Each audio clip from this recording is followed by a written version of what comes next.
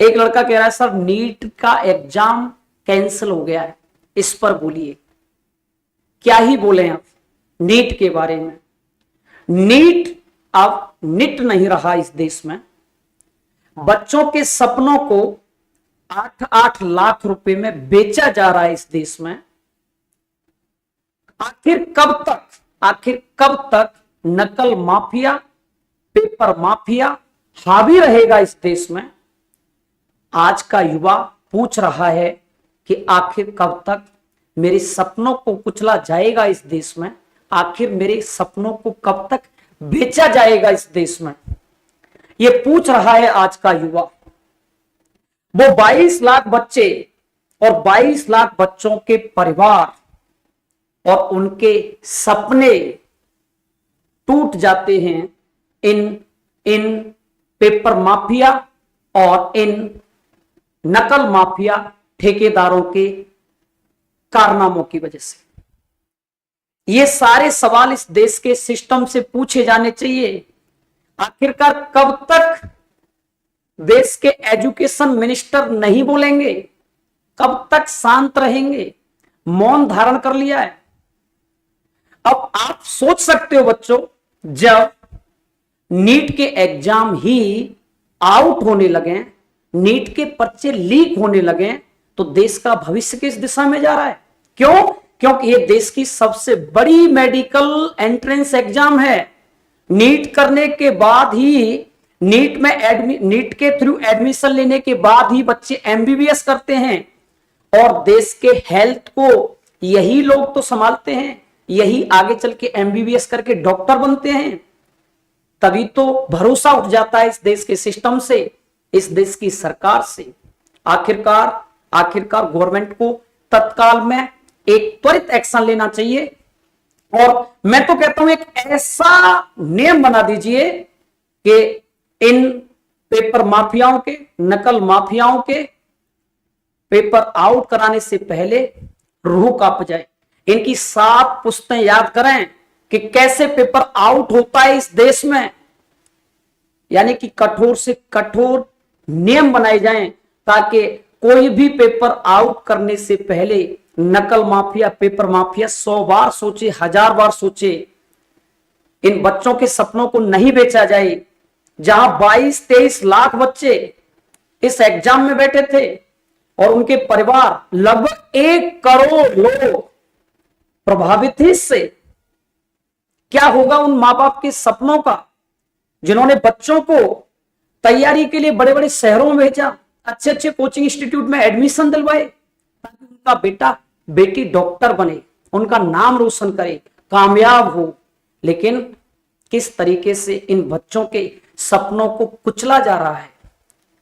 Paper leak हो जाते हैं, वो भी नीट जैसे पेपर। और इस देश में तो पिछले कई सालों से हर एक एग्जाम आउट हो रहा है, हर एक एग्जाम का पर्चा लीक हो रहा है। कितने सारे पीछे एग्जाम नहीं हुए, चाहे वो पुलिस का उठा लो, एसएससी का उठा लो, हर एक एग्जाम में पर्चा लीक होने की खबरें क्यों आती हैं इस देश में। इस देश का युवा पूछता है। आखिरकार सवाल सिस्टम से पूछा जाएगा, आखिरकार कब तक इस देश में बच्चों के सपनों को कौड़ी के भाव बेचा जाएगा। ये सवाल इस देश के सिस्टम से है, ये सवाल देश के एजुकेशन मिनिस्टर से है। आखिरकार कब तक शांत रहेंगे साहब? मंत्री जी कुछ तो बोलिए, आखिरकार कब तक शांत रहेंगे? ये सवाल देश के यशस्वी प्रधानमंत्री जी से भी है, जो देश को विकसित भारत का सपना दिखा रहे हैं। बच्चों, आप सबको केवल विकसित भारत के नाम पर बरगलाया जा रहा है इस देश में। क्यों? क्योंकि आज जिस तरीके से सरकार और ये सिस्टम काम कर रहे हैं, बच्चों के सपनों को कुचल रहे हैं, वास्तव में ये बड़ा दयनीय है, बड़ा दुख देने वाला विषय है। तो मैं तो यही कहूंगा कि पहले बच्चों के हितों को ध्यान में रखा जाए, एजुकेशन पॉलिसीज बनाई जाएं, इन पेपर माफियाओं के खिलाफ कठोर कार्रवाई की जाए, ऐसे नियम बनाए जाएं कि पेपर आउट कराने से पहले इनकी 7 पुश्तें याद रखें कि कैसे पेपर आउट होता है इस देश में, विकसित भारत बाद में बन जाएगा। यशस्वी साहब, पहले इस बच्चों के भविष्य को देखिए।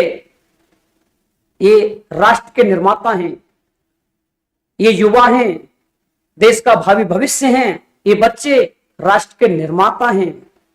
तो ये स्टूडेंट और अध्यापक का दर्द है, क्योंकि सालों साल लगती हैं एक स्टूडेंट को तैयार होने में, तैयारी करने में। उसमें सपने होते हैं बच्चे के, एक बंद कमरे में रात और दिन घुट घुट कर बच्चा पढ़ रहा होता है, तब जाके उस परीक्षा में क्वेश्चंस लिख कर आता है और खबर आती है कि पेपर लीक, परीक्षा कैंसिल। क्या बीतेगी उस बच्चे पर जो देर रात पढ़ के गया था? क्या बीतेगी उन मां बाप पर जिन्होंने बच्चे को, अपने बेटे को, अपनी बेटी को डॉक्टर बनाने का सपना देखा था? टूट चुका होता है, ध्यान रखना। दोबारा तैयार होने में आपने तो 1 मिनट में कह दिया, एनटीए ने बयान जारी कर दिया कि दोबारा पेपर ले लेंगे, नीट की परीक्षा कैंसिल कर दी जाती है क्योंकि पर्चा लीक हो गया है। ये मजाक है क्या? मजाक समझ रखा है क्या इस बात को? क्या आपको लगता है वो बच्चा उतने पोटेंशियल के साथ, उतनी इफिशियंसी के साथ दोबारा उठ पाएगा? निश्चित ही वो टूट चुका होगा और उतने अच्छे तरीके से अब उठ खड़ा होना बड़ा मुश्किल होगा। तो इसीलिए मैं कह रहा हूं इस देश की सरकार से और इस सिस्टम से कि भाई थोड़ा सा सुधार कीजिए, बच्चों के सपनों को मत बेचने दीजिए इन नकल माफियाओं के हाथों। ऐसे नियम बनाइए, ये जीवन भर याद रखें कि कैसे पेपर आउट होता है इस देश में।